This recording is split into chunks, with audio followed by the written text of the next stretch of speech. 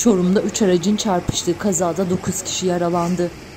Seyit H idaresindeki minibüs, Muzaffer K'nin kullandığı otomobil ve İbrahim Y'nin kullandığı hafif ticari araç Gülabi Bey Mahallesi Kapaklı 3. Cadde'de çarpıştı. Kazada sürücülerle birlikte araçlarda bulunan Cemile K, Cihan H, Nıran Jazım M, Muhammed A H, Serap K ve Fatma Ç yaralandı.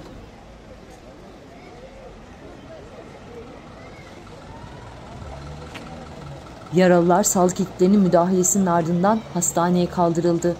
Kaza nedeniyle trafiğe kapanan yol, araçların kaldırılmasının ardından tekrar trafiğe açıldı.